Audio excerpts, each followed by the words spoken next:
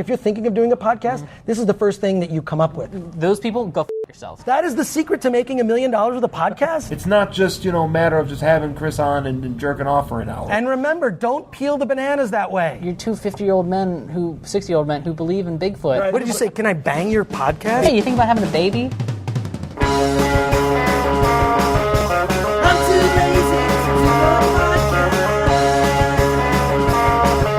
so I appear on other people's podcasts.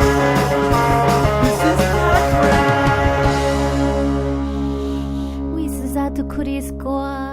Welcome to the show. I am that Chris Gore. This is PodCRASH. This is the show where you get to hear me as a guest each week on a different podcast. You get to discover new shows. I get to talk about a variety of topics.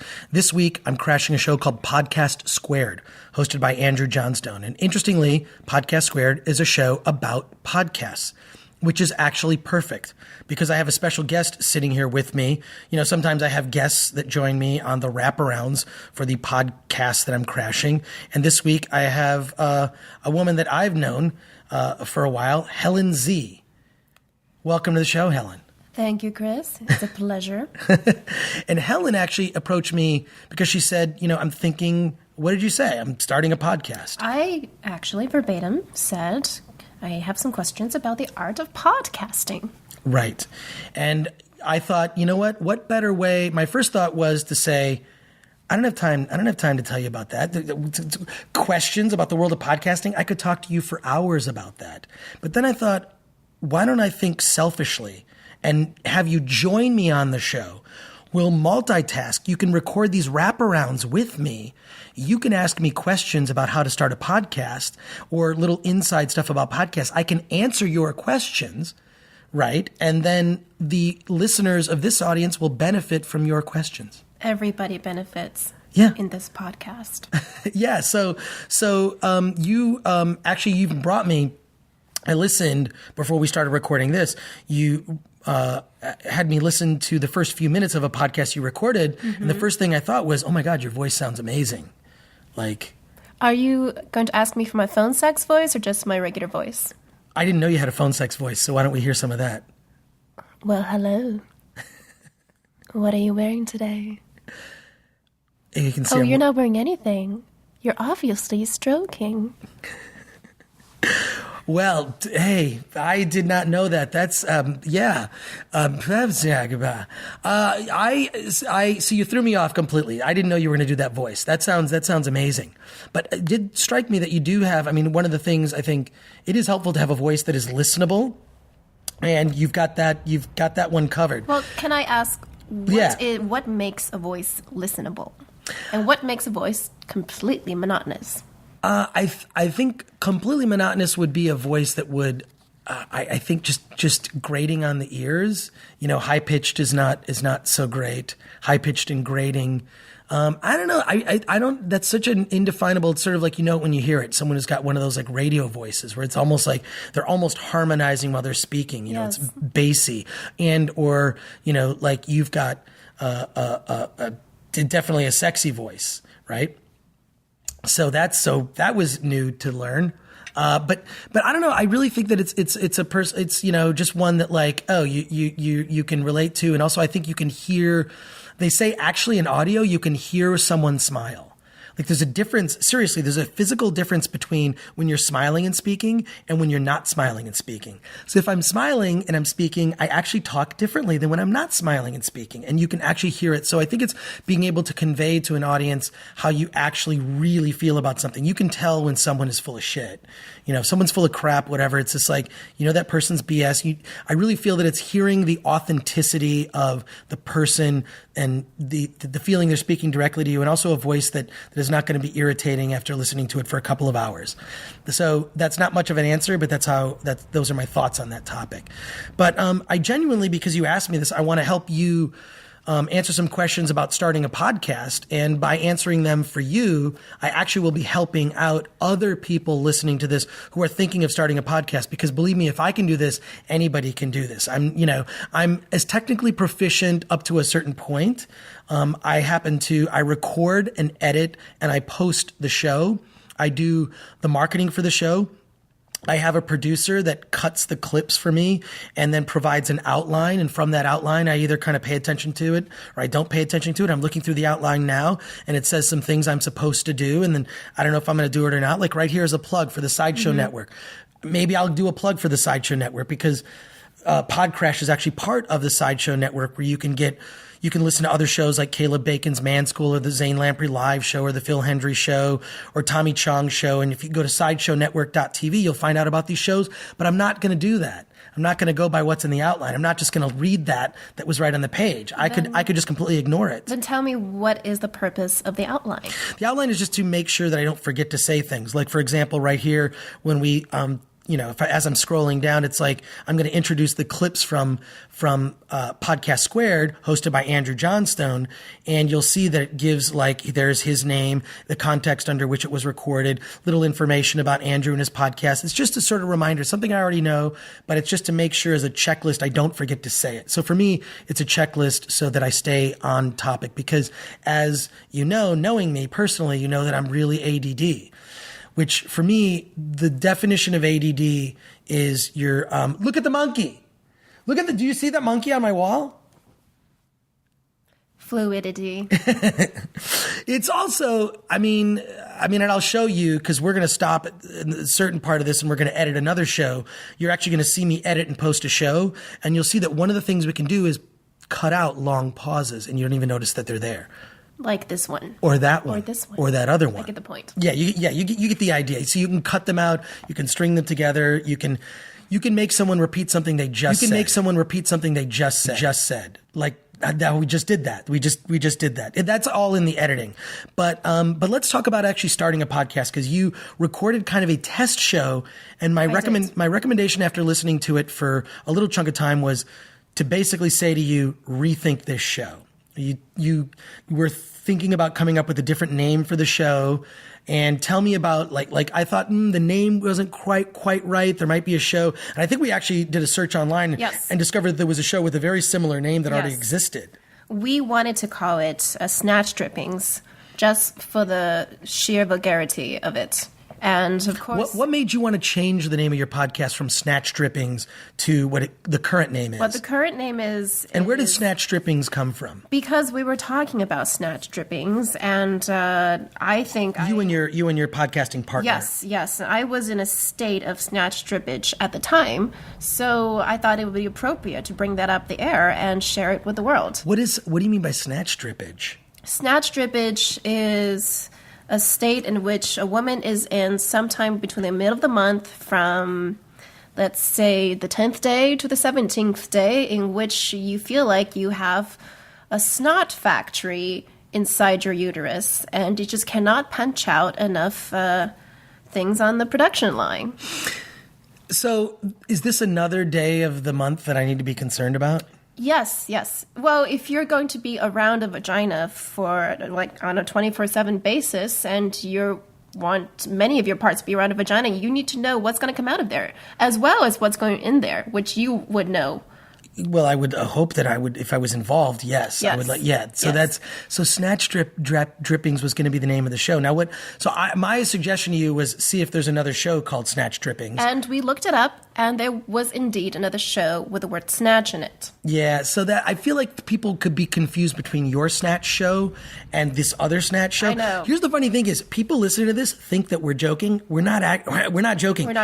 We're not joking. You were going to call your show Snatch Drippings and then elected against it after I said do a quick Google search. I always like to vet a name. If I come up with a name for anything, whether it be a book project or my comedy album, Celebrities Poop, which is coming out this summer, or just any name, I like to vet the name by looking it up and seeing if there's any other names that are similar. And that was a very good call on your part. I did not want to be double snatched. So what is the name of the show that you've come up with now? The name of the show is theasiangirl.com. So theasiangirl.com would be where people can go and find it. theasiangirl.com is where they can find the show. Right. And The Asian Girl, if you make that into an acronym, is VAG. It's VAG. Oh, I like that. Yes. VAG. See, I think VAG is I think it's classier VAG rather than Snatch Drippings. Classier VAG. The VAG is more classy. Did you get the Twitter, the Facebook, and all that? I did. What you got? Okay. What's the Twitter? At The Asian Girl. That's my Twitter. And Facebook is facebook.com/VAG. @theasiangirl. And also, if you want to send me a long email about your personal life or your problems or just suggestions for the show, you can email me at theasiangirl@gmail.com. So that's where I can email you.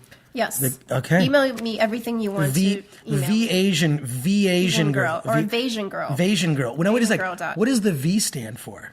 You know what? The V can stand for anything. It could stand for victorious. Victorious Asian girl. I like that. Yes, like it could stand for vile. It could stand for vulgar. It could stand for even vocal. So you're a vocal Asian. Or it could stand, if you're in the medical field and you want to think of me as one of your people, you could stand for vaccinated Asian girl. Vaccinated Asian? Yes, which I am, by the way. I like the vulgar Asian girl. I think vulgar Asian girl is good. But it's good that it gives you latitude in your acronym. Exactly. And depends on what time of the month I could change it. Now, it's funny because after I said that I thought the name wasn't good, you really went through your own thought process of what the name should be. And then you grabbed all of that those social media links, and now you have a name. Now the podcast isn't out yet, or it's going to be out. It's going to be out soon.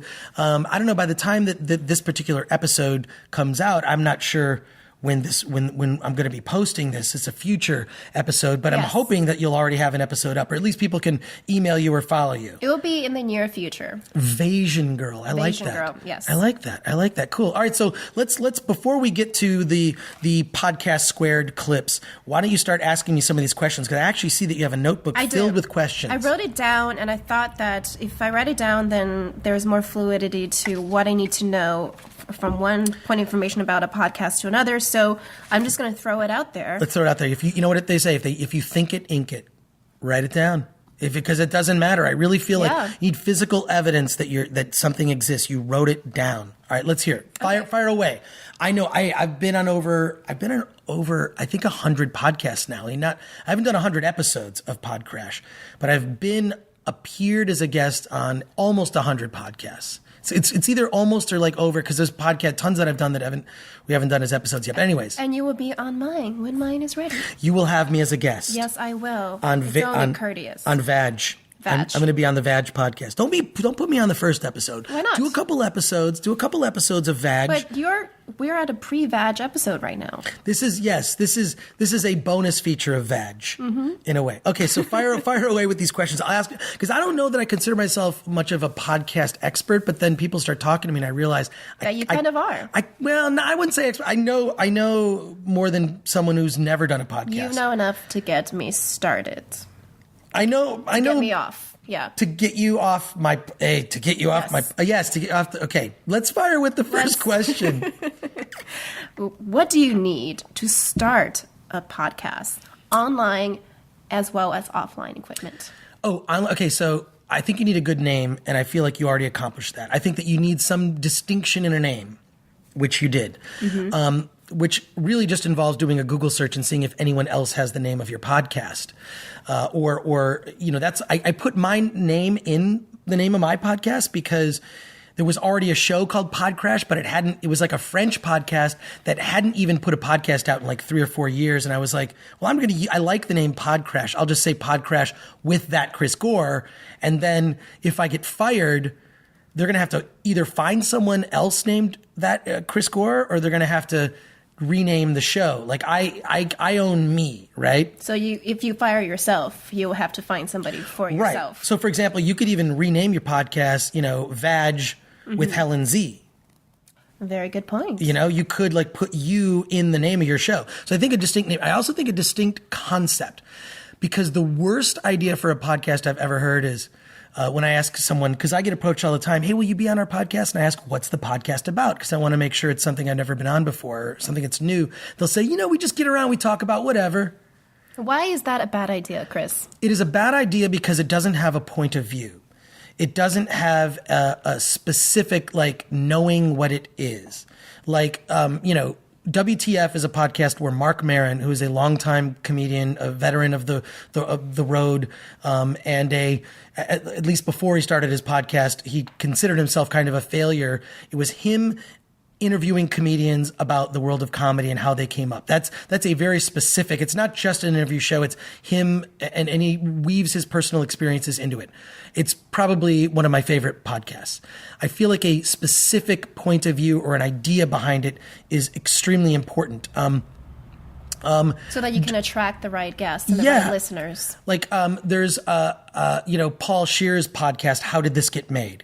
He takes a movie every week, and Paul Scheer and his co-hosts on the show take a bad film, and they'll interview someone who is connected to the movie and or just someone who's a movie fan. They all watch the movie, and then they talk about it on the show about how did this get made? I was on an episode of that show where we talked about the Godzilla movie with Matthew Broderick.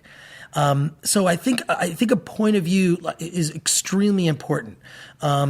With Vag, that's kind of just like wide open. I assume sex will be a part of it. Yes. But, is it like, and also I think it's important, is there a thing you always do on the show? For example, DVD ASA, which is double vaginal, double anal sensitive artist, hosted by David Cho with Asa Akira and Yoshi Abayashi, is a very specific podcast where they have this guy named, where they talk about all types of things from their experiences being Asian and how they deal with culturally what's expected of them as Asians by their families, which is very, very prevalent in their lives. However, all of them chose paths that made them counter Asian culture. Right, definitely. So that's a thread that runs through. But then in addition, they have a guy on the show whose name is Bobby, and he does a trivia contest.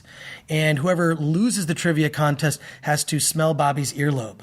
Ooh, and it smells really gross because he doesn't clean them. Just for this show. Right. So they do that every time. So I think it's important that maybe there are things you always do, So you want to create a sense of tradition. Some traditions so people look forward to it, whether it be a Q&A, where it be like every time you read letters from your audience, or whether it is whatever you do, have some sort of format that is, and also have a format, break the format. So you make a format and then you try other stuff, you lose it, but that's a model from which you can be very versatile. You should be, and you should evolve with the audience. But I feel like if it's something that is fun to put together and people like, then just do it every time. I was on a podcast where they asked me the F, marry, kill question. Who would you have sex with? Who would you marry? And who would you kill? And I had to pick from 3 girls that I used to work with on Attack of the Show. And so that was, you'll have to listen to that one. Anyways. So I like those sort of consistent things because then you look forward to that, There's a show called Mental Illness Happy Hour that I appeared on as a guest. And they have a thing they do called a fear off. And what you do is you list your fears and you go back and forth with the fears. So a format is important and a point of view. And the point of view can either come from a strong personality or from a point of view of the show. And on Mental Illness Happy Hour, Paul Gilmartin, the host, talks about mental illness. And I was on the show and it's a comedian interviewing other comedians about their battles with mental illness. So a point of view is important. I don't know what Vag could be about, but it sounds like it's somewhat about sex and it's open-minded and you can build a format, but having a consistency of we do letters at the top, you talk about maybe some experiences in your life and how it affected you, and then at the end you do this, and then you've got a cute theme song. Yeah, you've got a show. And is there anything that you would suggest to me in terms of the music? The music, a couple things. Make sure that you own the rights to the music. Gotcha. So the other thing is make sure that you, when you get the music done, if you have a theme song or you have someone do vocals, that the vocal tracks are separate from the music tracks so that you can use that music for other things. I hired a band called Get Set Go to record all of the music for PodCRASH, and I paid them money, and I own the music for my show. And I have different, I have an intro music, I have an outro music. There's with vocals, without vocals, transition music. Get all the music written. If you don't know anyone who can music, and you can look around, you can do some searches online to find composers to do music for you. Transitional music. I even have music that plays underneath plugs. For example, get more info and find show Easter eggs at our official website at podcrash.net. Now back to this week's podcast. Now, the music that played underneath that plug is just sort of this different take on the music that's consistent with the tone of the show, but played underneath at a lower level so you can hear what I was saying. And I'll edit that together and you'll be able to hear it. Nice. Okay. Yeah. And the thing is this, I would also recommend using a website. For example, Caleb Bacon, who does the show Man School, he went to Fiverr, and a guy from Fiverr did all the music for him for $20, and he got the rights to it, and he got split tracks. How do you get it at that price? Well, because everything that people do on Fiverr is for $5. It's like, I'll do this for you for $5. So if you go to fiverr.com, I'm doing this plug because, I've used Fiverr to do video work for me, like video graphics. It's like Fiverr, but with 2 R's at the end. You can see people will write music for you. Like I'll do a 30-second intro for your web series or for your $5. podcast for $5. Well, it's $5, and then there's extras. Like I'll give you split tracks for another $5. I'll do it. So it ends up costing like $20, $25, but for that price.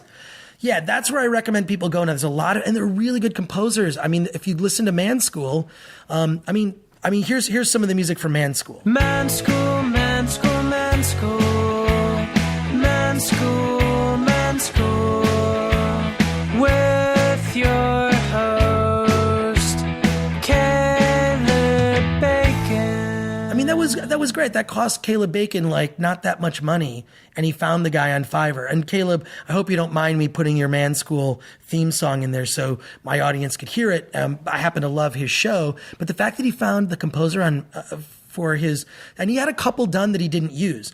So because it was only $5, he had like a bunch of people submit ones for $5, and then he just picked the one he wanted. But I know it cost him like less than $100. That's pretty amazing. cool. That's okay. Now that we kind of going into the cost of things, what do you think? Oh, the technical stuff. Yes. What is the biggest cost of owning and maintaining a podcast? Well, you need something to house your media, right? So I would recommend something like Libsyn, which is libsyn.com, or SoundCloud. I think SoundCloud is probably has even more latitude because you can create multiple shows at soundcloud.com. Okay. The cool thing about SoundCloud too is I've been tweeting out the link to our shows, to PodCRASH shows on SoundCloud. It's like if you're on Twitter and you see SoundCloud and I tweet out the SoundCloud link, when you're in Twitter, you can actually play the podcast right from there. If I tweet out the iTunes link, which I like to do because I get listeners to my iTunes, which boosts my ranking, you can't listen to it directly from Twitter. You have to maybe go to a computer or another, or you have to switch programs, so it's less convenient. But with SoundCloud, you can do it. Libsyn has an app where you can embed it in Facebook. Anyways, those are where you house your media. SoundCloud.com. That's the biggest cost. Well, Libsyn is like $20 a month. SoundCloud is free to start, and you can get another, but it'll be like $20 a month. Okay. It's pretty low cost. Well, you could for SoundCloud you can probably get it for nothing, but that's where you're uploading your MP3, and then the RSS feed goes to iTunes, which is how people find it on iTunes. But also there's Stitcher. You should submit your podcast to Stitcher. It's STITCHER. What I love about Stitcher is I use Stitcher to listen in my car. I feel like I'm doing plugs for all these things, but if you are really thinking of starting a podcast, this is helpful info. And what's cool about Stitcher is there are 4 million vehicles that'll be created in 2013 that will have Stitcher in the car. This is really the year of the podcast. 2013 is the year of the podcast. It's the year where the listenership, the ears have transitioned from listening to radio to now listening to podcasts and listening to them in their car. And they found that like people that do podcasts or that their podcast listeners are more dedicated audience because they take the time to download the podcast. They take the time to listen to it in whatever place they're listening to it. And they are extremely dedicated because they choose to. A lot of times with radio, it's like, well, it's whatever's on. Mm-hmm. So they're better in terms of what advertisers are seeking. So Stitcher is something you can actually just go to Stitcher.com and you can see how to submit your podcast to be on Stitcher. And literally in like a couple clicks, you can be on Stitcher and all these other things. In like a day of just uploading your information, you'll be on all of those. Your RSS feed will be submitted. That seems pretty easy. Now, in terms of like equipment, we're recording this on the Zoom H4n, which actually is on a tripod mount. The Zoom H4n is a digital recorder that uses SD cards. And I think it sounds amazing, especially if you make a few quick adjustments in GarageBand when you're editing, which is what I like to edit in. I know a lot of other people, I'm not a Pro Tools guy, or there's, what's the other one? Is it Audacity is the other thing that people edit in? I use GarageBand. It's very simple. And there are tutorials on YouTube, And how much is this setup here? The Zoom H4n is about $250. I paid a little bit more money to get a hard case and this little tripod mount, so it's mounted on a tripod. Then I actually spent a little bit of money, and then I realized I could actually buy this myself for $100. It's just a foam thing that goes around this that kind of keeps it control the sound a little bit better. Yeah. But I think I'm talking too much. I actually prefer when you're talking. Your voice is much. Do you want me to talk in this voice? This one right here? Talk in whatever voice you want. Okay. I'm going to ask my next question in my phone sex voice. Sure. Okay? Go right ahead. So, Chris, going back to what you said about 2 minutes ago, you say that podcasts and its loyal followers that come with it is what advertisers are looking for. Yes. Are you monetizing off of advertising on your own podcast? And we have our first sponsor. If you want to show your support for PodCRASH, join Dollar Shave Club. We all shave. I like to shave my face. I shave other places too. Women shave. This is for everybody. Well, this will save you money and time by joining Dollar Shave Club. Go to dollarshaveclub.com/Chris. Simple, high-quality razors, guaranteed, sent to you on schedule. Every month you get a new pack. I am signing up for this because that's a way that I can actually support my own show, which in a way supports me. So go to dollarshaveclub.com/Chris. What I'm getting here is, and the trend that you seem to be saying is that there are programs. People with podcasts, their livelihood and their majority of their income is not from the podcast. But there are people making money on podcasts. They are. I mean, yeah, you look significantly. Significant sums of money are being made with podcasts at this moment. I mean, it's crazy because basically advertising dollars that were being spent for radio are now being spent on podcasts. Interesting. Not on my podcast, but other podcasts. Successful podcasts. My podcast, I almost feel like because I'm always a guest on another podcast, and I feel like then people listen to that, and then my show, they might listen to the beginning of it, but they don't listen to all of it because it's like, maybe I heard Gore on that one already or whatever. So because of the very nature of my show, it's maybe good for me to get my brand out there, I guess, or who I am, or I hate even speaking that way. It's sort of irritating. Your brand? My brand, brand me, brand, Does it sound like you're whoring yourself? I am going to be at the Phoenix Comic-Con Memorial Day weekend, May 23rd through 26th. I'm going to be there the whole weekend. Be doing PodCRASH live on Saturday, May 25th at 7:30 p.m. Very special. It's my second time back to Phoenix Comic-Con. You can get more information at phoenixcomiccon.com or go to facebook.com/PodCRASH. What makes a financially successful podcast? One that advertisers will pay to be on. Gotcha. Actually not a, per, what they call them PI advertising, per inquiry. So that Audible thing, if you signed up for that program and 10 people from your show use that keyword, then you get money for that. Like if someone's a new listener, you can get a free audiobook by going to audible.com. But I didn't sign up for that program. But I've given Audible tons of plugs. Once you have sponsors and people advertising on your podcasts, you do have to think about what kind of content you're putting out there. Make sure that it's agreeable with your sponsors. Right. Well, you could actually probably, if you're doing a sex podcast, you can get adamandeve.com to be your sponsor. Adam and Eve. Oh, yeah. They have a whole program that you can sign up as a podcast. You go to their site and you can sign up and actually, put in your keywords. So your listeners will, if you encourage them, they'll go there, use that keyword. They get a discount and you get a kickback. Very good. So there you go. Back to the Zoom H4n. I bought this setup that gave me the hard case, special batteries, a couple of SD cards, a pair of headphones, and it's portable. And going back to the format thing, one of the things I like to do with my format is I'll record a podcast in a completely separate environment. So I'm recording this at my place in downtown LA, which is sort of set up like a studio. But what I like to do is actually, because of the little handle that I have on here, my mobile podcasting unit, the PodCRASH ATX 1000 or whatever I'm calling it, I can mount that on there and then actually record in a live setting. And I love that because even though you can hear I recorded a podcast live at WonderCon and in Anaheim, and you could hear that we were actually in the convention hall recording it, but that's cool. It's like a live environment. I recorded a podcast at Dragon Con, walking through the lobby. It's I don't know. It's pretty cool. So I would suggest to you, for example, if you're going to something like DomCon, right? Actually take this thing. The whole setup. Take the whole setup, and like I'll even take it off the stand. You're going to hear it's going to get a little shaky, right? Okay.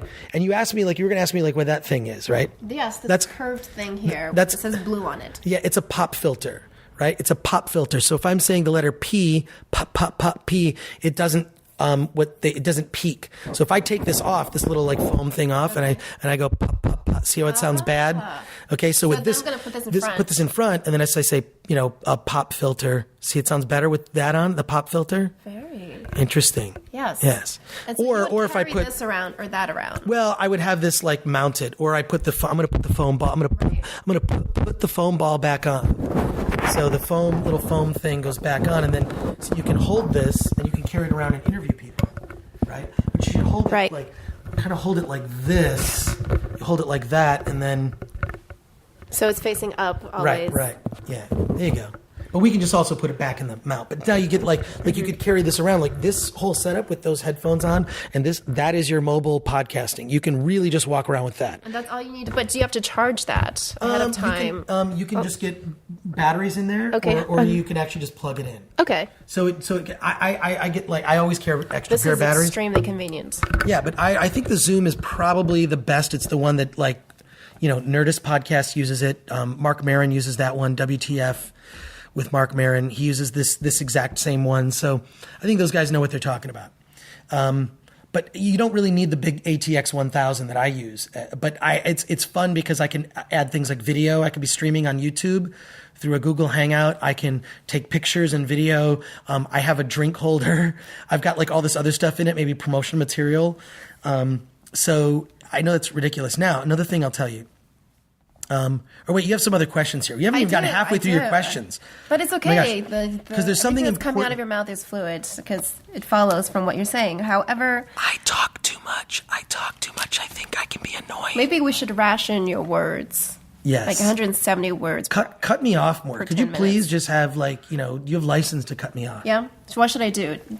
Do I just put a finger to your lips? That's too sexy, isn't it? Yeah, you could just Yeah. you could make the motion like this with To your my finger lips. to your lips, which is for me to shut up. But you might be in the middle of finishing a sentence. However, if I put my finger to your lips, Then I have you to would shut up right away. I could use some shutting up. Trust me. My biggest challenge with this show is I just keep thinking I need to talk less. I need to focus on my guest. Okay, next question. Why do podcasts fail? Why do some of them fail? And why do some of them succeed? The ones that succeed are the ones that have a very specific point of view or someone famous hosting them. I think if you're famous and you start a podcast, it's going to go to the top. And if it's still interesting after a while, people will continue to listen to it. So I think being famous helps. I am mildly known in a sliver of the nerd community. How mild? Mildly. Are we talking Tabasco sauce or? I'm maybe medium in the geek world or medium in the indie film world. Beyond that, I don't consider myself to be famous. I can go to the bank and the post office and I actually do get recognized, but I am usually embarrassed by it. Why are you more than anything embarrassed? else? I just get embarrassed. I get embarrassed. I don't know why. But you created this for yourself. Yes, this monster of this show. You're embarrassed I know. by your own I know. monster. I'm embarrassed. What can I say? But now I forgot the question. What makes a podcast successful? Well, successful and what is- makes it a complete and utter failure? Successful, really strong point of view, being famous, and good marketing. Good name. You've got Vag. I think that could be a good name. And then there's I think also consistency. Consistency meaning this is something where I failed miserably. Meaning your podcast comes out every Tuesday at midnight. The new episode is up Tuesdays at midnight. Boom, it's up. The Todd Glass show, Tuesdays at midnight, right after Marin. That's a reference to any Todd Glass fans out there. You're referencing a lot of people during. I'm referencing podcasts. other podcasts because I think listening to other podcasts, if you're one that you haven't started one yet, I feel like you should be listening to a lot of podcasts to really find out like which ones, what are the better ones? What are the ones where things work? I mean, I do like podcast marathons where I'll discover a new podcast and I have to listen to 15 of them in a weekend. But what makes one unsuccessful is not being consistent, not having a point of view, trying to figure it out too much. I actually think you should probably record 3 or 4 episodes before you post your first one, because I really wish I could go back with PodCRASH and take down my first 10 episodes. Why? Because I didn't know what I was doing. Not only technically speaking, there are technical inferiorities with it. There weren't consistencies with my release schedule, which they still aren't, just because my life it seems so weird sometimes. So you're saying I should just randomly have a few more sessions just to see where my voice is and what I like to talk about. Yeah, and then also find that rundown. Like you're seeing the rundown for my show here. What is your rundown? And you're like, oh, we tried this thing, and also try stuff out. I know at Earwolf, Jeff Ulrich, who is the head of Earwolf, which is a podcast group, they will do 3 or 4 pilots, a pilot or 2, and then he gives feedback. What would help you is Caleb Bacon, who just did Man School, he sent me his pilot episode and we gave him feedback. He went back and recut the whole episode. It was amazing. He interviewed a guy. Man School is just all these topics related to men that aren't ones that you would normally hear about, but he talked to a guy who survived brain cancer. He sent me the episode and I had a few specific pieces of feedback, and then he recut his first episode. I think for you, what I would do is do a full episode of the show, like one you're really proud of. It's got the music, it's edited, it's every episode is 30 minutes or it's 50 minutes or it's an hour and a half. Mine is all over the place. I've got short episodes that are like almost 30 minutes, and I've got some episodes, with episode 69 with Yoshi Abayashi went almost 2.5 hours. So mine is, I think consistency helps. An audience wants to know your episodes are out Tuesdays and Thursdays, and it's usually between an hour and 90 minutes. So consistency is key. And then if there are things you do on the show, if your audience likes those things, always do those things. And how do I know if my audience will like it? They will tell you. They will tell me. They will tell you via social media. They'll tell you via your email. On my Facebook and Twitter and Facebook all of and that. Twitter. When you start getting posts, they'll tell you whether they like you or not. Yeah. Okay. So unsuccessful are ones like really that I really feel like if you've gone beyond a year, that's success. You've, at least in the terms of just like you've gotten around a certain difficult corner, which is surviving for a year, putting out 52 episodes of a podcast, which I felt really a sense of accomplishment when I did that. And how many episodes do you have now? Well, we're, north of 70 something and, catapulting towards episode 100. I'm going to do something very special for episode 100. Well, you tell me. That is going to blow the podcast community away. I will tell you, but not on this show. I'll tell you after we take a break. Okay. You got some more questions. Let's go. I do. Next thing is, what do you think make a good podcast host? What are some personality traits? I think really simple. I mean, having a good voice, which I think you already do. And then secondly, a confidence in your subject matter and whatnot. And then the other thing is just like one simple thing, being interested. Being interested, not interesting. Interested in the subject matter. If it's the subject matter you're interested, if it's your guest, you are interested in that person. You are really engaging. It's like an enthusiasm, and I feel like, I think that this came out, especially when I would do my DVD reviews on Attack of the Show back in the day, or if I'm telling you about something that I'm excited about, you can tell I'm excited. I'm interested. Yes. And if I'm interviewing someone that I really love, like you can feel that enthusiasm. So it's an enthusiasm for the subject matter and or the subject. And what about your audience? How do you know if your audience is liking it at the very moment? Because you can't tell. Well, you can't tell, but they will tell you, like, hey, I just heard your podcast. I really liked when you had so-and-so on as a guest, or I really liked that moment with this. And you can also ask. Like, let me ask my listeners right now, do you like the clips, that I play? Do you like when I have guests in the wraparounds, or do you prefer just me to be alone when I do the wraparounds to the podcast? Do you listen all the way through to the end of the show? I really would love to get more feedback from my audience about things they like and dislike about the show. So you can email me at podcrashwiththatchrisgore@gmail.com, and I will respond to those questions on the show. Why don't you, I would love to I think asking your audience is the best way. Yeah. And also you'll see your download numbers. You'll see, like, I think one of the biggest episodes of PodCRASH was one where we talked about The Walking Dead. It was this Walking Dead after show. And how many times was it downloaded? I mean, it was downloaded over 10,000. Really? Yeah. Amazing. And can you tell me, you listen to your audience, you listen Right. to their feedback. You've done this for over a year. Yeah. What certain things about your show have you actually consciously eliminated because of audience feedback? And what have you brought out more in the open as well? I think audience feedback is probably telling me to talk less, but that's something I still need to work on. I don't know. There isn't anything I've necessarily eliminated. I think that I'm my worst critic.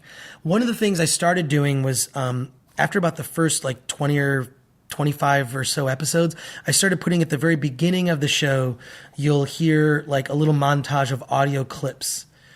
So before any episode, you'll hear 15 or 20 seconds of just highlights, and you're like, that's so crazy. And it's this montage of weird. I edit those, and it takes me usually way too long to edit those. But that's really fun. That's something I added. I thought, gosh, people need to know what they're in for. So if you listen, whoa, that's crazy. I wonder when he's going to say that, when they'll get to that. It's basically a device from television. You're getting a little teaser of what you're about to hear. Gotcha. And I heard you actually had me listen to that earlier. Well, I played it for you to show you, here's a different way to open your show. I saw the appeal because you edited all the highlights and all the most provocative things being said on the show, and it made me want to listen to the whole thing. Right. So. See? I tricked you into being interested. You tricked me. You cajoled me. I cajoled, for sure. Yeah.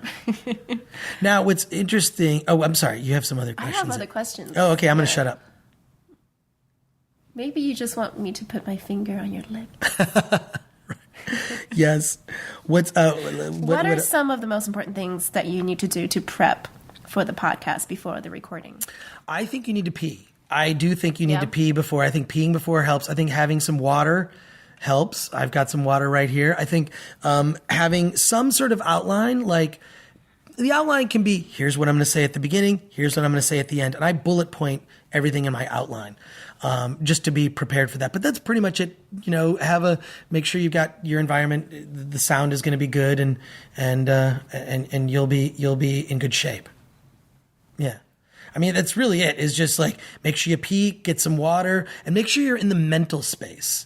That's actually the thing that's most difficult for me, is to really psych myself up to get into the mental space to be able to record the podcast, edit it, and post it. And how long does it take you, the whole process, from preparing to recording to editing and posting it up? It's probably all day, but it really only takes me 2 to 3 hours. But it's all day because I procrastinate to get to that 2 hours. So I procrastinate and I work on all this other stuff thinking I'm going to post my podcast today, but I may as well get this laundry done.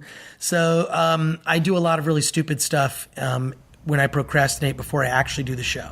But we're not going to procrastinate today because you're going to show me exactly what happens after we finish this. Absolutely, I will. And actually, since you're going to show it to me, I would like to know what are some softwares and apps for people who are starting a podcast that could help them.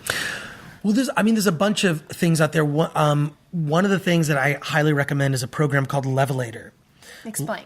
Levelator is a program that you would use. It levels the audio. So, for example, you are a certain distance from the microphone and your voice, I think, is softer. My voice is maybe a little louder, and and I'm slightly closer to the microphone than you are.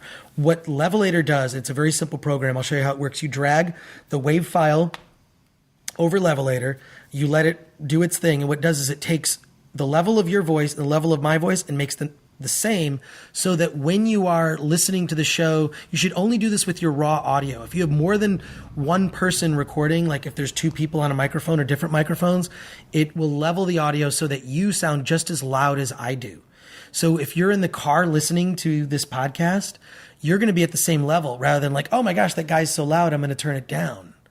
Right? So Levelator really is helpful to just making sure that everything is at about the same.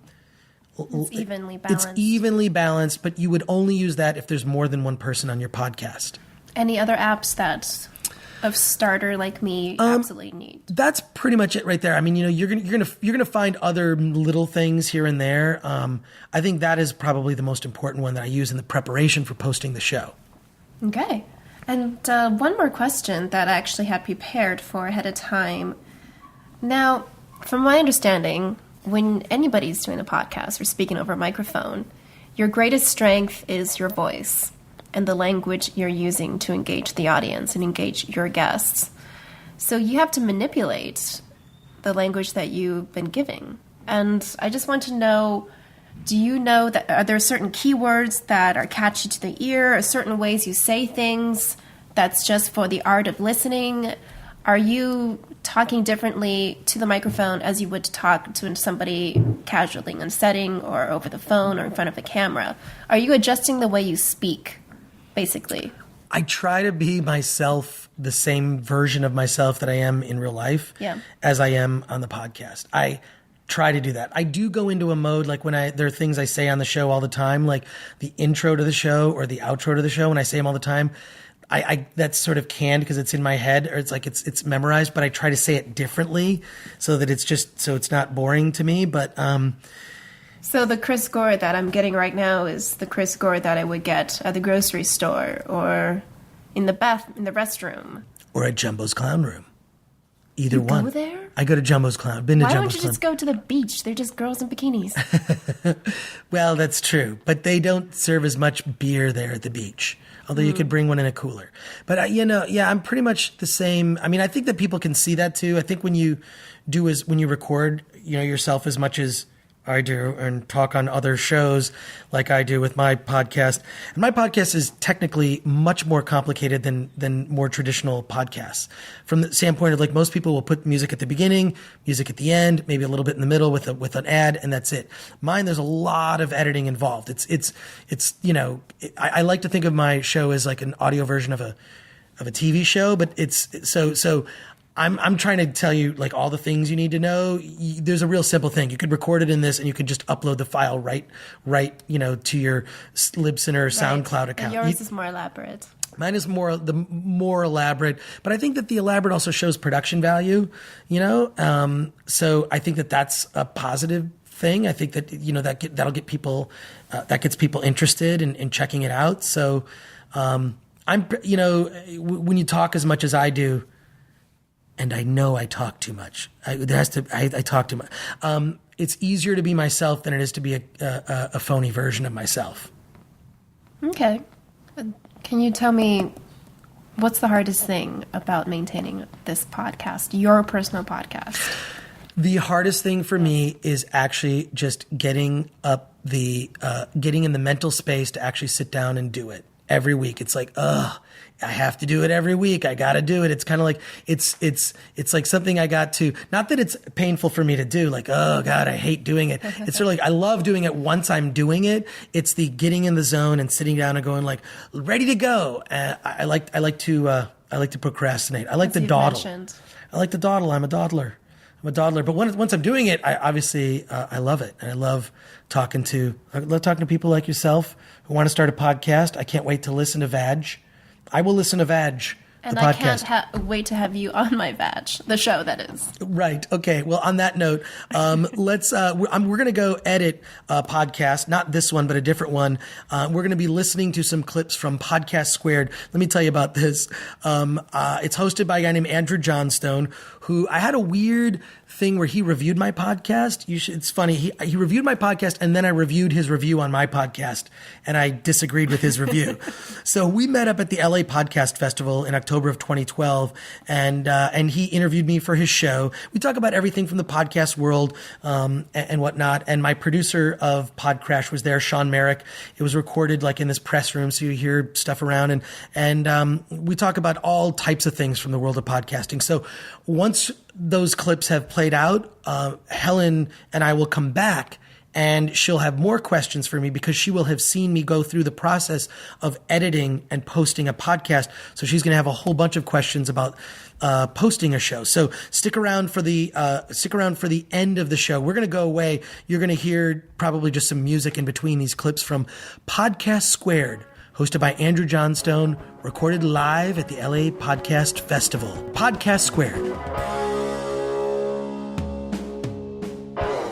You know what there should be? There should be next year a panel where people pitch their ideas for podcasts. That's a good idea. All right, you and I are going to do that panel. We'll make a panel happen. Next year, we're going to do a panel where people come up and they pitch their ideas for podcasts. Can I tell you one that I gave this one to a friend, actually. He's doing this podcast. Okay. If he ends up actually not doing it, I'm going to do it. Okay. It was a friend of mine who's a comedian who was like, every comedian has a podcast. I need an original idea. I don't want to be a guy who just interviews other comedians like every other show. I'm like, I hear you. I got an idea for you. Here's what you do. It's the title of the show is Girls Eating Hot Dogs at 2 a.m. Mm-hmm. And all it is him hanging out at the bars. You know, when they let out like the bars and the clubs, you see those bacon-wrapped hot dogs, those vendors out there, doing that thing. Like, you interview girls eating hot dogs at those things, asking them, how'd your evening go? They're obviously not going home with anyone. And effectively, for a comedian, that's crowd work. So he's doing crowd work with disgruntled girls as they put hot dogs in their mouth. Which is, of course, like the worst enemy of the comedian is the disgruntled girl putting a hot dog in her mouth. It's a little play on comedians in cars getting coffee. Right. It's girls eating hot dogs at 2 a.m. I had an idea for a show that I might get around to it eventually. It depends how much time I have. Where it would just be interviews with people, just people, not anyone. Regular people, but just the idea that every person has a story worth telling. They just whether or not they think it's worth telling is the difference between the person who actually tells it and the person who just lives their life. So it's the sort of thing of just like if you have an audience, a really good idea. Get people to just call in on Skype or whatever. Do it one better, and you do a podcast for just a year, and every day you talk to a different person and ask them how their day was. Right. And it'd be great. I was talking to a mutual friend of ours, Caleb Bacon. He's starting another podcast. I can't tell you about it. I've heard about it. Okay, I can't tell you what it is. Right. I'll tell you off mic. It's going to be awesome, but what he posited was something that that seems so obvious. We think that we're doing these shows and we got to do it every week. We got to do an episode of PodCRASH every week. And there have been weeks I've skipped for personal reasons. Right. For personal reasons, I can stay home from work. His whole thing was like, why is it the podcast has to come out every week? What if I just do a show and it's 12 episodes and that's it? It's like self-contained, like a miniseries. So he wants to do a thing. This is what I love about the medium is it's so young. You can do anything. This is what bothers me about. I actually was sincere on the panel when I said I think that someone should do a show called Comedians Reminiscing About. Right. Which would be like, remember we got those sandwiches at that one? They had Philly cheesesteak down from Chuckles, and we would always get those. Yeah, and I'm like. Remember the chicken fingers at the Comedy Hole in Bloomington, Indiana? Yeah, that's the Chuckle Hut. But every one of these, when you get comedians talking to each other, I like the inside baseball stuff. What I don't like is this that's like stupid. Like that's the banter you should have had, before you started recording. Yeah. Right. We just had a discussion about Prometheus. We're not going to talk about it here. Oh, that would have been a good discussion to record. I feel that for another podcast. I feel in a way, before podcasts even existed, there was a store that I used to go to. This is how long ago this was. It was a Laserdisc store. Ooh. Now, let me tell you what Laserdiscs are, children. Imagine a CD, giant size. Like those oversized comics when you were a kid. And the movie had to be flipped. And they were giant. They had to flip it over unless you had a really good Laserdisc player that would auto-flip. Anyway, sorry, aside. There's podcast celebrities. Graham Elwood sat at this very table that we're recording at right now from Comedy Film Nerds. They're literally... This is where podcasters are rock stars. That's right. Is at this event. It feels like a big podcasting orgy in a sense. Like I feel like I should have like a mustache and just people walking around like, hey, can I ban your podcast? And you just sticking yourself in there. What did you say? Can I bang your podcast? Is that what you said? Oh, be on your podcast. Right. They said, can you bang it? Yeah. Can you bang your podcast? That's really weird. I don't know how you bang a podcast. Do you have to get like an agreement from obviously when they say, hey, we want to have Chris on, do you say, all right, well, we have it in writing. Anything. Usually most of the time if we're pitching them, we'll tell them, hey, this is our show, and they'll go, okay. Like for instance, even those we did some Earwolf ones, and they knew right off the bat, and I had to kind of go in depth on the format. And if they're cool with it, they're cool with it. I mean, the thing is, it's an assumption of. I mean, we've never had any legal issue ever because the point of my show is to promote those shows. Right. It's in effect by me being a guest on your show, you're a guest on my show. Right. Which is why I should actually shut up and stop talking, and because I want to hear what you have to say. I mean, that's been my one Now note. I'm gonna listen my to one, this, yeah. and I got to find the parts to cut you off. cut exactly. me out, right. Please, but Like it's right like now. one of my notes to Sean is just always like less of me. Right. How are people going to get a taste of another podcast if there's so much of me? But so you'll- we've gone through an evolution with the show. Like I kind of feel like at our 1 year, like now I'm ready for the world to know about it. Like I would love to be reviewed by The Onion, although I pop up. I think they really don't like me. No, I think they don't like me now. Well- they called you. What did they call What me? did they say? You were on the mental illness one, and they said your appearance was oddly boastful. I'm like, that's not even a review. That's just something you made up because you didn't. Oddly boastful? Oddly boastful. You're Was talking I about- boasting about the story where my grandfather was dying after getting a stroke? That was great. That was Yeah. oddly boastful. of you. How could Fuckers. nobody's boastful in the mental illness happy hour? That Yeah, I'm shit- not exactly boastful. I'm not exactly, like. You sounded pretty. that- You sounded like you had some stuff you had to talk about. After Sean told me that we were able to get that booking, I wanted to do that because Oh, yeah. recently I've just been dealing with some personal issues. Probably not interesting fodder for this show, but I wanted a way to deal with it. And Paul's show I became addicted to, and It's so good. I We've had sought him it on out a couple of times. He's great. He's great. He's amazing. Well, it does piss me off because I do know some of the people from the early days Right. of The Onion. In fact, I hired a guy, Dan Weber, back in the day, to work for me at Film Threat and got him a job when I was working for Larry Flint Publications on a video game magazine. So I've had a very friendly relationship with The Onion for years. So when those guys, there seems to be this thread where someone there has a bug up their ass for me and they can go themselves. The people from the Onion Podmas thing. You take So a timestamp Podmasters... note. Yeah. Who gives a shit? What's Yeah. the point? I'm not trying to convince There's no reason some to get lazy angry because I hipster. just picked- I'm not There's no reason angry. to get I'm not angry. angry. I'm just Well, trying here's to the say other- something that Here's they'll the other remember. great thing about Podmas is, I mean, if you ever There's a great thing about Podmas? If you ever spend your time in the comments, which I used to do, every single person, every single It's all haters. thing. No, somebody will say, I don't even read this. I just come to the comment section because everyone in the comment section has some great recommendation or some great thoughts. As like all of the I of should the be a people who writer read- for the comments the section. Does people that pay who anything? No, the people who read it air quotes every week, like they'll glance over and they'll complain about something or the other, but they're really interested in the discussion section, which is also something that's lacking. This is something that you and I can work on as people who introduce people to podcasts, and here at the LA Pod Festival is we need to find forums for whether literal forums or I don't know what would be a good solution for podcast fans to sort of get together somewhere, because right now, like Art 19, right, is one of the sponsors, and they're trying to do this thing where they're going to get a bunch of podcasters together because of Kevin Pollak's idea that, divided we fall, united we stand. I like this idea because I think that, like, when you have a particular interest, okay, let's say it's a film interest. Oh, Right. I love Star Trek. You know that, like, you found your tribe, right? When you go to when you go to the opening night, midnight screening of The Dark Knight Rises or something, or you found that there's all the Batman fans, or when you're going to see a particular band that you like, it's like, oh, I'm going to see Amy Mann tonight. Oh, I love it. And then it's like this. It's a sort of like.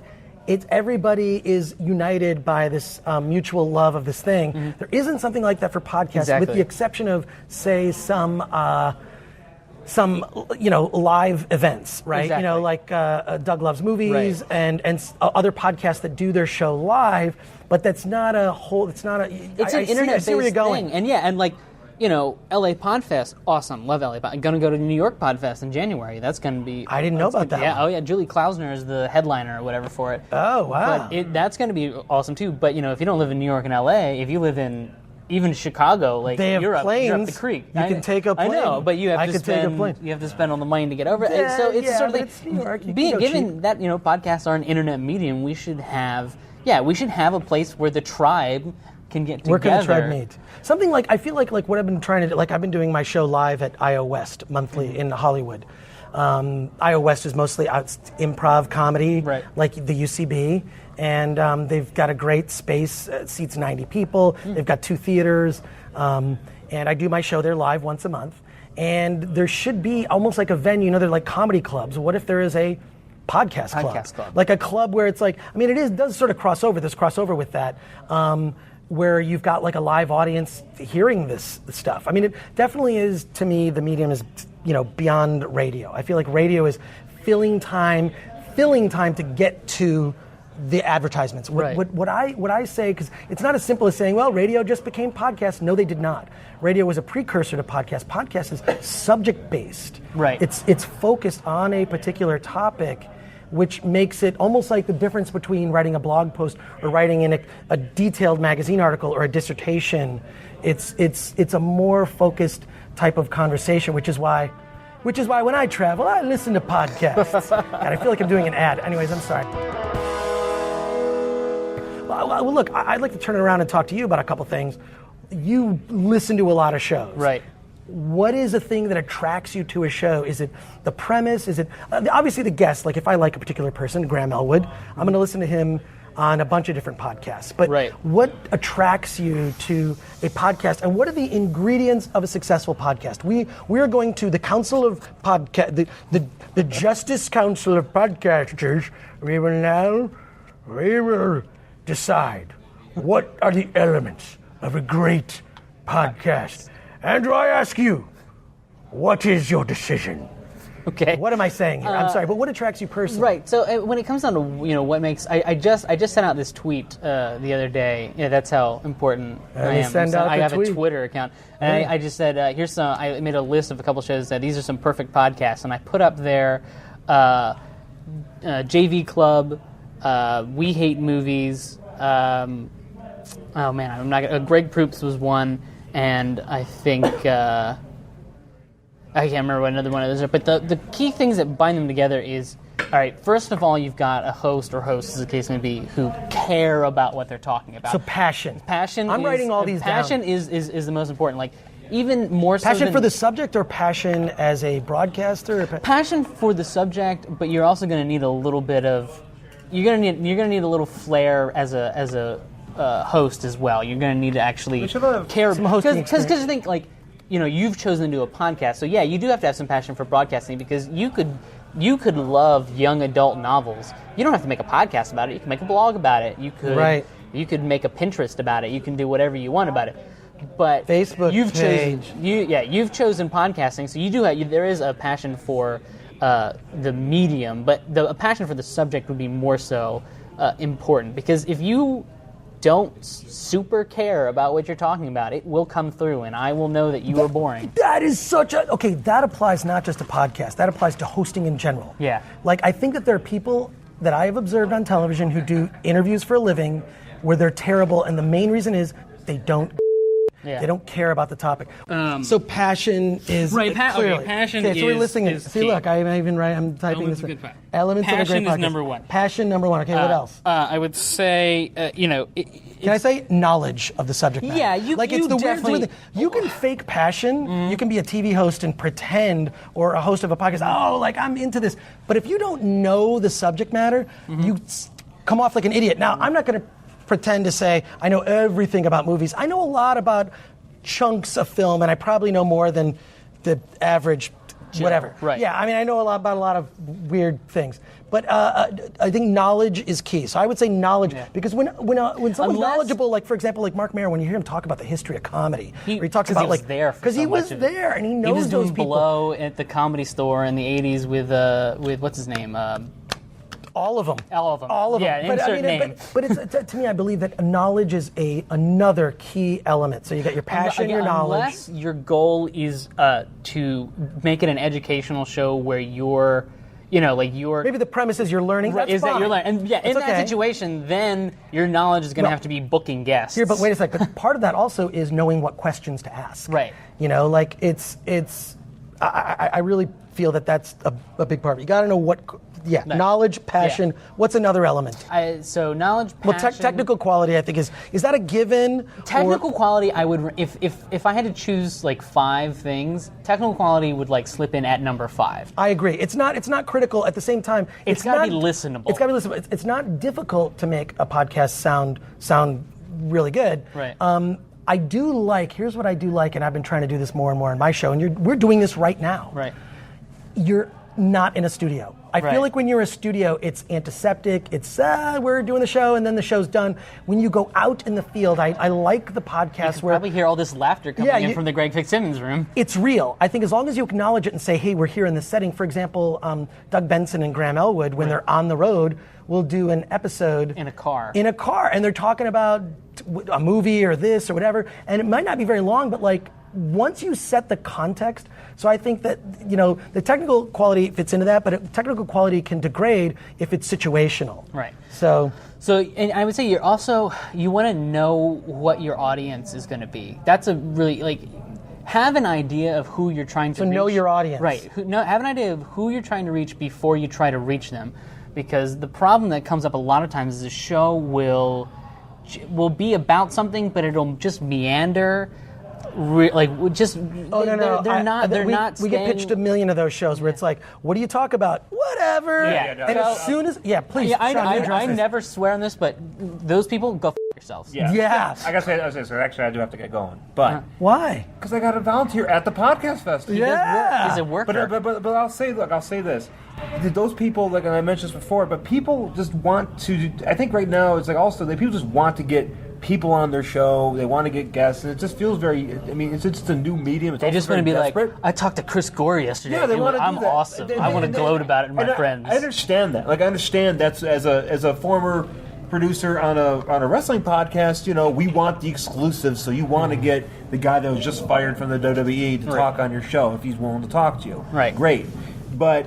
You know, so you'll pitch certain scenarios and all that, but that's what you got. I mean, but you can't just be like, well, we just hang out and talk, and we just talk to celebrities. Like, who did? Be original, be entertaining, so that when people listen to our show, because the thing about it is like we're promoting your show, we're giving you the stamp of approval, which we Chris and I have talked about. It's like, you know, it's not just hey, Chris is a guest on our show. It's like, no, this is something that we're saying that we have a show, and we like your show enough to put it out there to our audience. You know, and Chris has got his fans, and he wants his fans, he wants his people to know about this. It's not just, you know, a matter of just having Chris on and jerking off for an hour. No, right. we don't need that. We already do that podcast. It's called Chris Jerking Off for an Hour. That's the name of the podcast. We're launching it next month. It's on YouTube. Yeah. It's going to be a 12-part Madden series coming up in the fall. But no, but I mean, we want to have something different every week. So it's like, and that's why we have to sit there and we look at our schedule. We look at like things where we're like, okay, is this going to fit good here? We just had, you know, Geeky Show. We got to do something different. Like, right.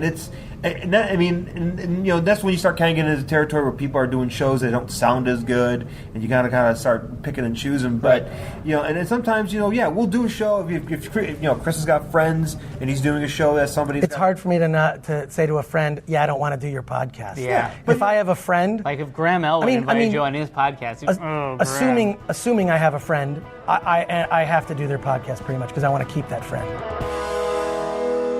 That is, Andrew, that is crazy. That is how you make $1 million with a podcast? First of all, I couldn't believe that secret is so easy. That is the secret to making $1 million with a podcast?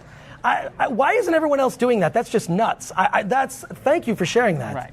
The secret to making $1 million on a podcast is to be Jack Spirko, because that guy's a genius. Yeah. Well, see, there you go. So so you get the idea. Mm-hmm. And then it's all the after Sean's got to go. But then after that, Sean gives me that and sends the clips, and then we also look for like good music because we end on some sort of ending from a movie. Right. I always end with "Let's get out of here," and then there's some music. Sean goes and cuts the clips. I take the clips then, and then I'll edit. So he's pre-edited the clips. I'll record the wraparounds, and I'll put in the music and other stuff. And I'm nerdy about editing that little intro thing where it's just the little 15, 20-second teaser. The teaser. But I just, Sean, thank you. You do an amazing job on the show. You're welcome. Thank you very much. Say hi to yourself in the future. I will. Hi, Sean. Cut this part out. Okay. Yeah. Fantastic. And remember, don't peel the bananas that way. You'll understand in the future. Later, Sean. So, back to the crucial things. Let me see the list so I can... Oh, yeah, wait, I added one to the list that I haven't told you yet. Oh, okay. I want to see if it's worthy. All right. Okay, the other thing that I think you need, so we said passion. Right. We can order these. Mm-hmm. Passion, knowledge, know your audience. Right. important. Technical quality, it is at the bottom. It would be at the bottom of my list too. Yeah, but it's got to be. I've definitely listened to some. Like, if you do a show on Blog Talk Radio, it's automatically going to lose some points because it sounds like Jackie Cation was talking about that. Yeah. There's this awesome podcast about two guys. I actually know one of them from. They love Bigfoot, and they interview people who have seen Bigfoot, and that's their whole show. But it's a conference call, and you're like, but it's so entertaining because you're two 50-year-old men 60-year-old men who believe in Bigfoot, and you get these guys on to talk about their experiences with Bigfoot. Oh my God. But I can't listen to it. So it's important for it to just be listenable. Once you get into the more technical stuff, that'll be the polish. And that's the easiest thing to fix. If a podcast has poor technical quality, that's the easiest thing to fix. You can look at tutorials online. There's so many ways to do it, and we use the same device to record our shows. Get the Zoom. The other thing I would say, it's an important element. I would put this close to the top. Is for me strong premise. You have to have a strong premise, which ties into the name. It has to be a premise that's so strong you can repeat it to someone else. Meaning, if I say to someone, Podcast Squared, it's a podcast that covers the world of podcasts. Right. Simple. Right. The strongest premises are generally the most simple ones. Right. The premise could be as easy as the Joe Rogan Experience. Hey, Joe Rogan interviews people while he's high. Right. He's pretty much high on every show, right? He's pretty much high. He's doing something. You get a show like We Hate Movies, right? I know what that show's about. Hate movies. Yeah. Like, they hate these crappy movies. Usually the title of the show should say what the show is. The premise should be strong enough so that it stands out. It should also be original. Right. Yeah, it should be an original premise. And that's it. There's no other shows like that. It doesn't have to be totally crazy, because you take a show like Totally Lame, which is on the Earwolf Network.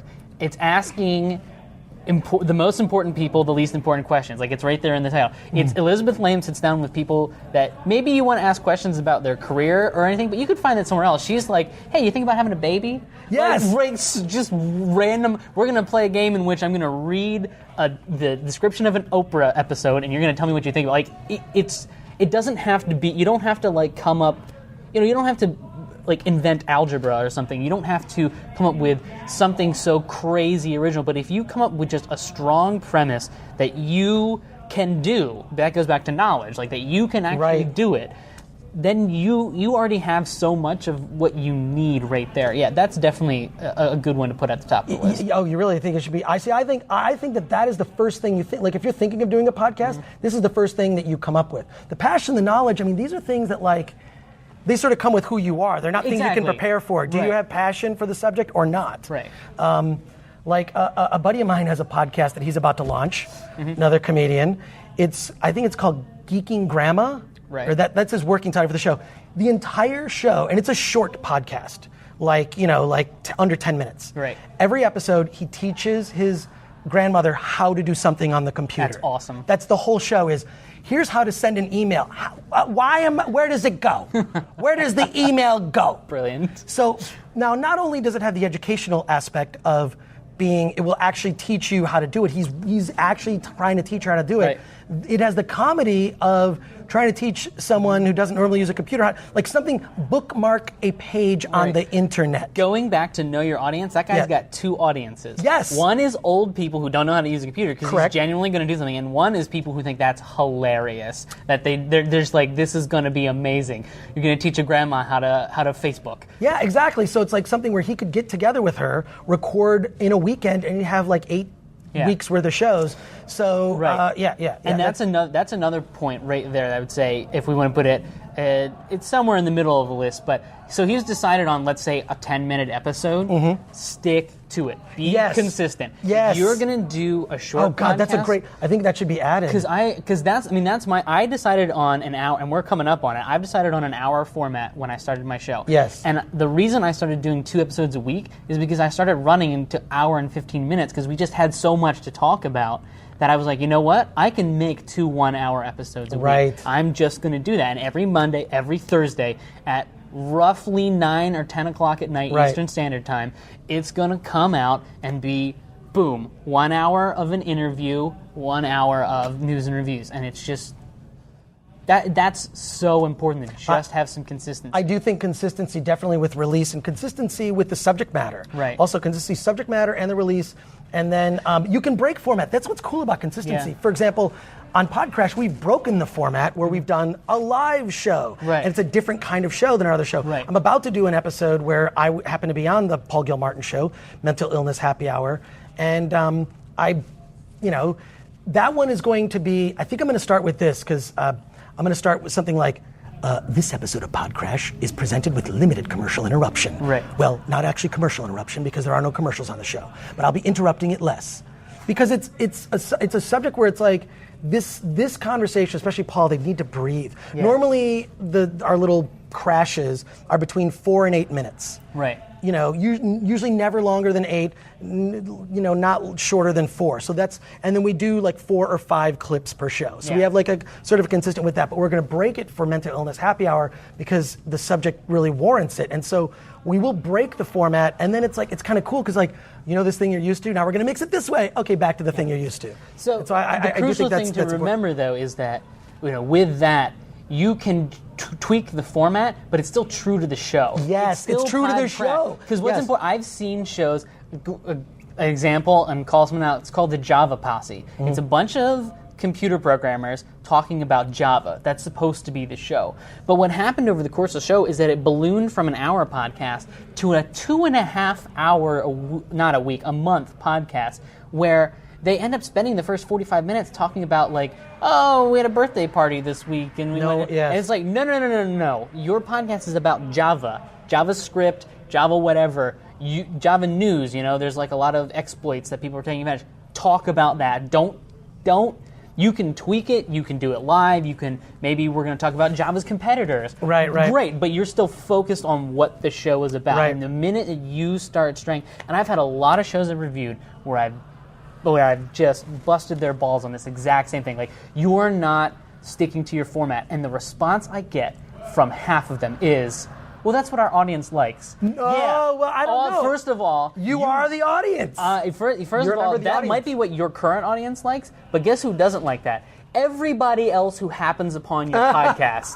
Oh my God, so well spoken. Like if I walked into your podcast and I don't know anything, your little inside jokes and the dog got sick again.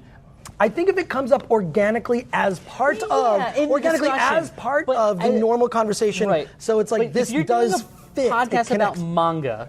This is the first show that I reviewed in which this happens. It's called the Manga Pulse. I was like, guys, you're not talking about manga for 40 minutes. You're talking about your lives. Like, that's not what people want to listen to. And they're like, that's what our audience likes. It's like, well, you know what? You and your, however big your audience is, can enjoy your podcast, but I'm still going to say it's terrible and put the review out. So we've assembled. We've got a list. So the list comes down to passion, knowledge, a strong premise, know your audience, be consistent, and put some effort into your technical quality. Right. So and that's a good order. That's a good order. And consistency is on two fronts. It's with the subject matter, right, with the subject matter, and the release schedule. So consistency is a good thing. Yeah. And the strong premise is really standing out as original and have a clear point of view. Right. So we're coming out of what we've done is we've listened to all the clips, right? This is a rundown of all the clips. Yes. So we've listened to all of them. Okay, this is the show. And then we're coming here. We're at the outro. Okay. So I have to do all of Podcast this. Squared with Andrew Johnstone. Okay. Right. I'll let you take the lead. Let me take the lead, and then we'll get back into it. Yes. Well, that's it for this week's Crash. It's not it for the show because I'm still sitting here with Helen Z, and we're going to continue our conversation about how to start a podcast. But I really want to thank Andrew Johnstone for what he does with Podcast Squared, because he really is doing a service for the entire podcasting community. And you can follow Andrew, follow him on Twitter at Podcast Squared. You can find Podcast Squared on Facebook, and you can also go to podcastsquared.com and listen to more episodes of Podcast Squared. Andrew and I are, we started off a little bit on shaky ground where I think I knew I was joking, and I think that he probably took what I said a little too seriously. It's one thing. People who know me, I think they know that I don't take myself seriously, but I do take my work seriously, and I certainly take podcasting seriously. And someone I know who is just about to launch a podcast of her own, Helen Z, is sitting here. Yes, I am. And now what we did was we recorded the first half, with the first large chunk that you heard at the beginning. And that was a rundown of everything that a beginner should ask about recording a podcast. Yeah, everything you'd want to know about how to. Now you observed me editing podcast and using uploading. GarageBand. Using GarageBand, I edited a show, and you watched me go through the entire process. Yes. Can I ask, why did you choose GarageBand when there's a bunch of other apps out there that are much simpler to use? Well, there are apps and there are other pieces of software. I mean, there's Audacity. A lot of people use that. I just used GarageBand because it was free and it was on my computer. It came with my MacBook Pro. I'm self-conscious now because you can't hear this, but I'm actually silently burping, and I can taste what I ate earlier. What did you eat, Chris? I just had some pasta, but I'm tasting it, and it's one of those things. It's better than, like, on a really bad morning, I will be burping up the taste of vitamins. Thank you for not burping in my general direction. I'm not trying to burp Yeah. at you, because one of the things we did in the process, which I think we talked about, was using Levelator. When you record audio like this, because you can't account for the distance and or the volume at which people speak, this software called Levelator will help you out. So there you go. But I will say that the person who actually helped me learn GarageBand was Katie Levine, who she actually works for the Nerdist. She works on I think all of the Nerdist podcasts, actually. Not all of them, but most of them. And she also can be heard giggling in the background of every episode of The Todd Glass Show. So Katie Levine actually came to my place and actually helped me.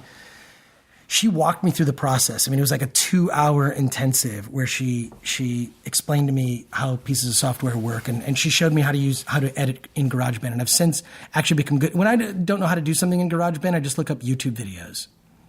So I actually listened to the Todd Glass Show, and actually... Did you hear Katie giggling in the background? I did. And from your suggestion, and I think we didn't mention this in the beginning, is one of the most important thing before you start a podcast is to listen to as many podcasts as possible.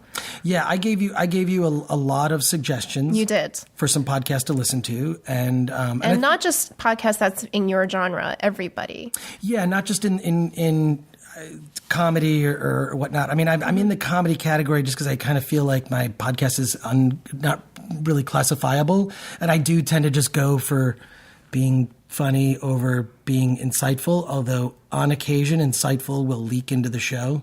I'm not saying it did in this episode. I'm saying it's happened, and for the most part accidentally, and mostly through a guest, not through me. So I can answer any other questions, because now I'm going to edit this show, but we're recording it right now, so I can't actually we can't talk about the editing of this show necessarily.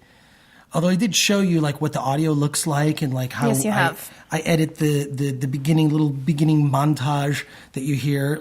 Not a lot of people do that, and I enjoy that technique there. Yeah. No, it was. I think it's a little teaser to get people into it. But if you haven't, are there any other questions before we end the show? Yes.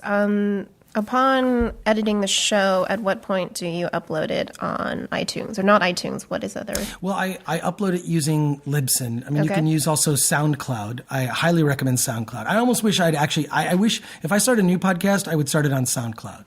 Because I just think that theirs is a lot cooler from the standpoint of SoundCloud. You can actually...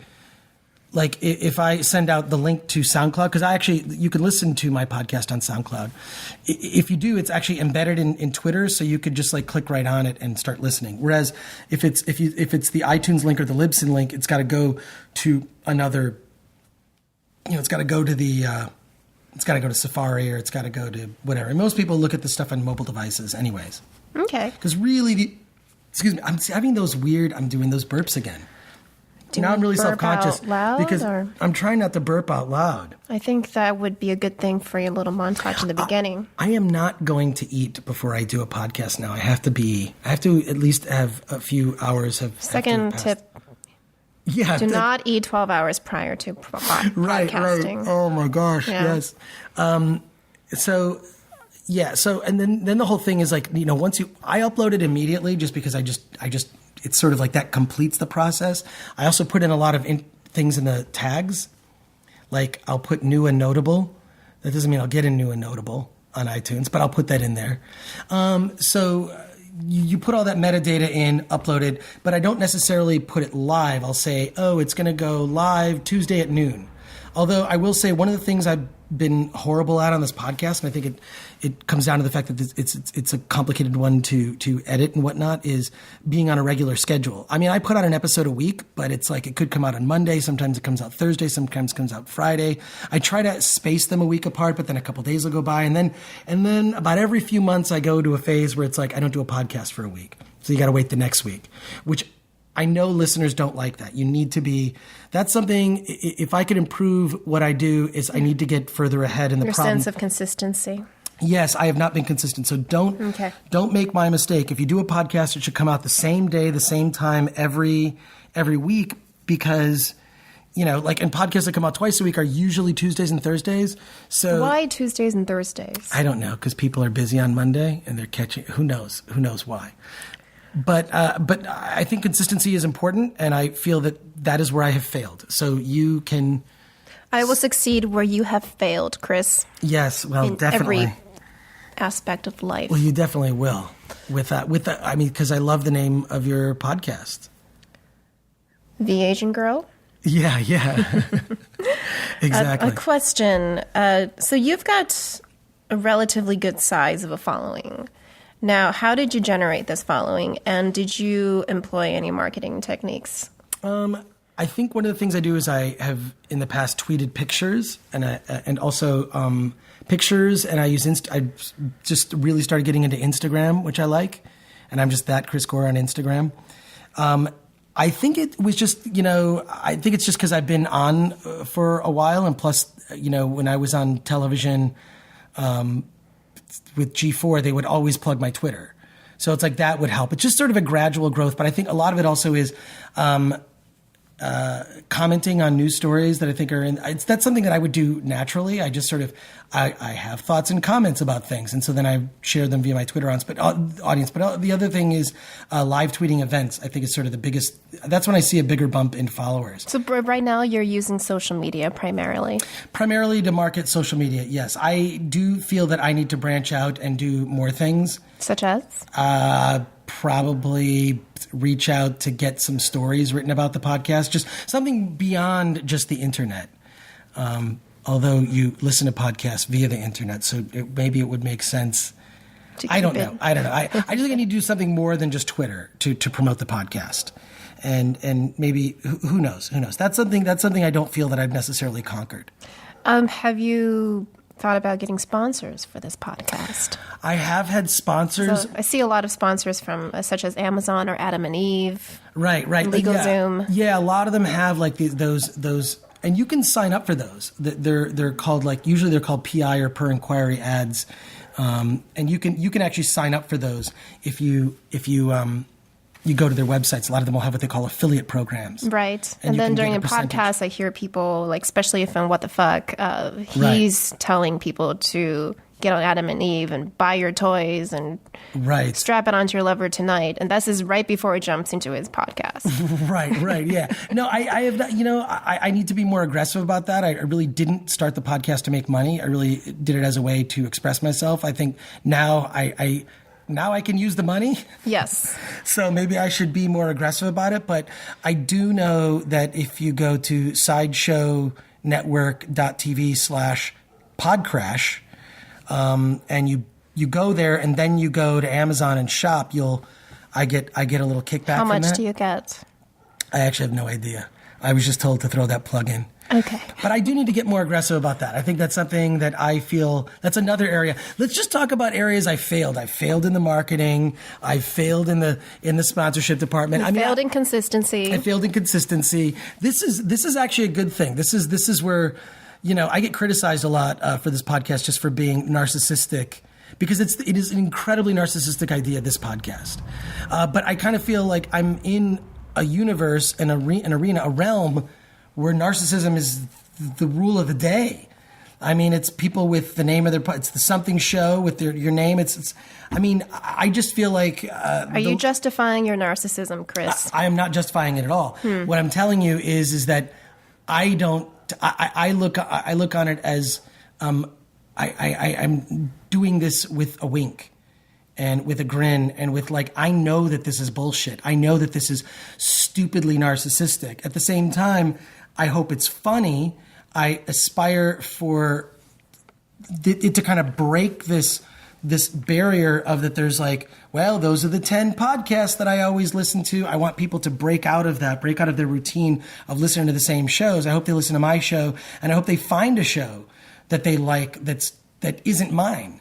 I didn't know you could be so altruistic. But that's what I've done. Well, see, but that's what I've done. I feel like in my whole career of just covering in terms of media, it's just when you go to at least when there used to be video stores, when you go to the video store, look at the bottom shelf. Don't just get the new releases.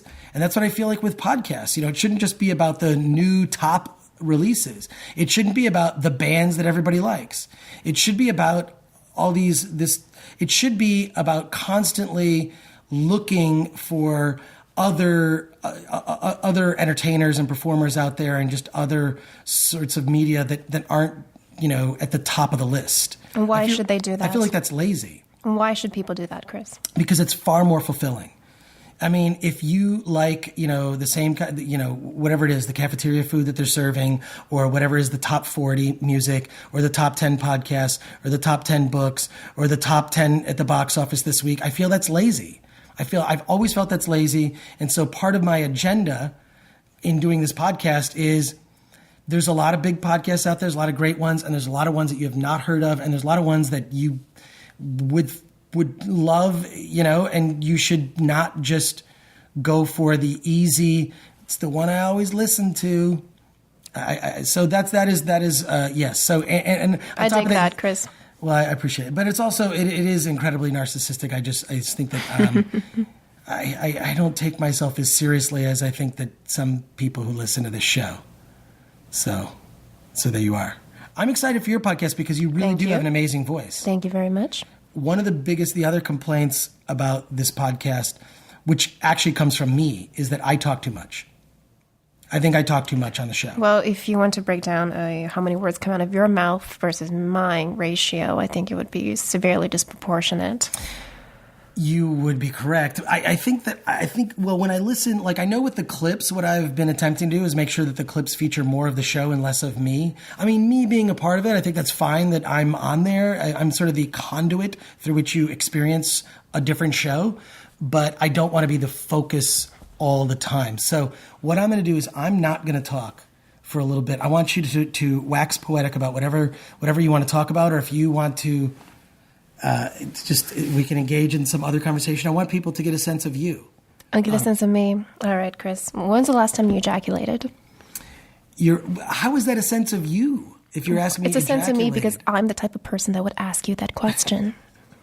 This is what your podcast is going to be about, right? It's going to be. I mean, I assume it's going to answer the question, Chris. I think it's going to be a raunchy conversation. Let me think. If I'm this morning this morning to what? I think I might have been looking at some porn on the Roku box. Yeah. Japanese porn, German porn, Asian porn. Asian porn is kind of always in the mix. There might have been something else. It might have been. Who knows? How long did it take? How many minutes of porn did you have to plow through to get to the promised land? Plow. I might have been in that field for an hour. It's because it's a whole process of finding the right thing. And it's this is the right movie, but this is not the good clip. Let's not talk about this. This is, you know what?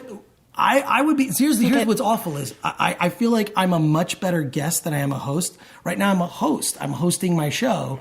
But I'm putting you in the guest seat right now because I am asking you the questions. But we're on my show. So I think when I'm on your podcast, I'll ask you all the detailed questions about your ejaculatory habits when you're on my show. And I will be happy to answer Excellent. Them. Great. Excellent. Well, Helen, thank you for being First of all, I think you helped out the listeners of this show, listeners that may still be listening that are interested in starting their own podcast.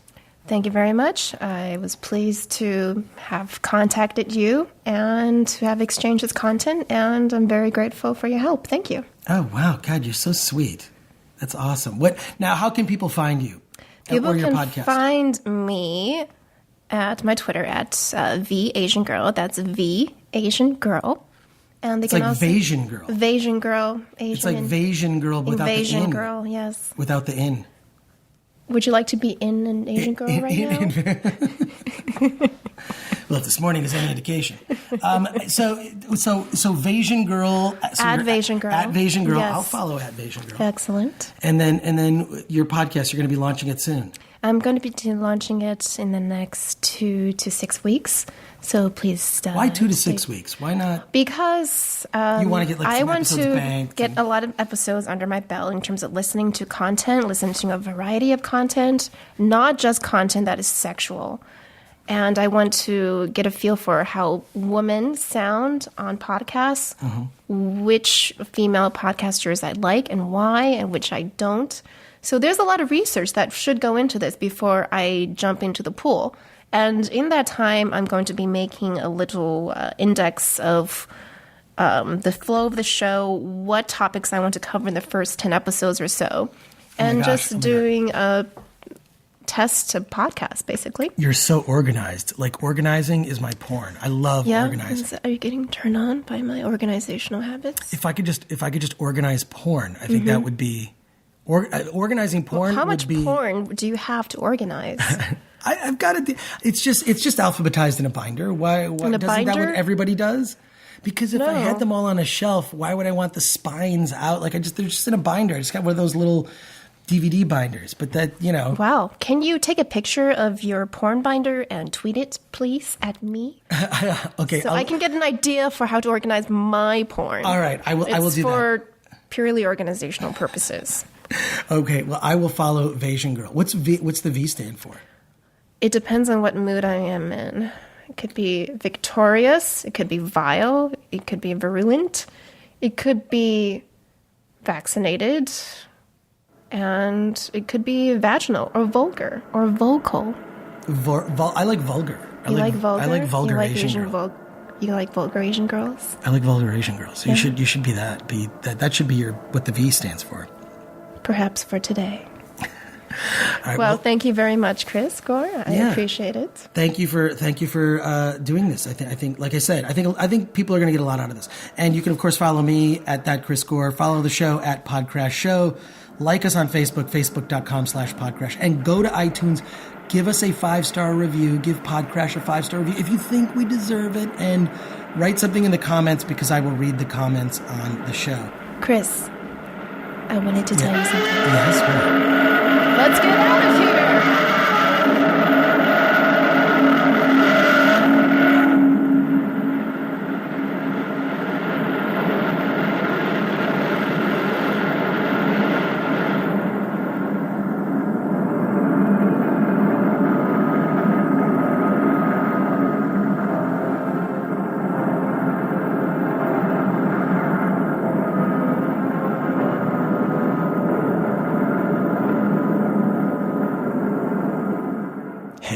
If you're still listening to this, you're probably a lot like me. You're the kind of person who obsessively listens to podcasts.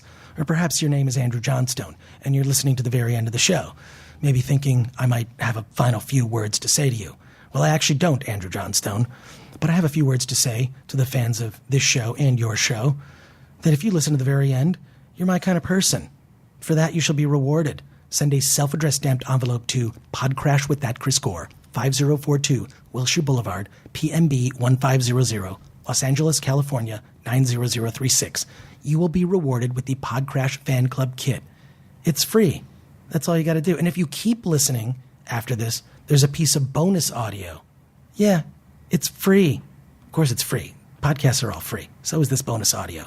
Later. Because Sean's always wanted to do a wrestling show, but I don't know if that's ever going to... There's a couple of good. You could call. I've got a good name for your wrestling show. What's What that? is it? Man Slam. Man Slam? Man Slam. I think Man Slam. They might appeal to a different section of the No. audience. Just Man Slam. First of all, you'll never forget it. That's true. And it's just a really angry, your face angry with your hair, like, so it's a picture of Sean and it's Man Slam. Can you come a little bit closer, please? Sure. Okay. And don't worry. You're a little bit far away because I can hear your voice echoing. That's why. Oh, really? Yeah. How does it sound right now? Now it's better. Is this better? Yeah. Okay. You just naturally sound like Batman. I do. Yeah. Swear to me. Yeah, the throat cancer version of Batman. Sure. I think he does have throat cancer. Yeah. Cool.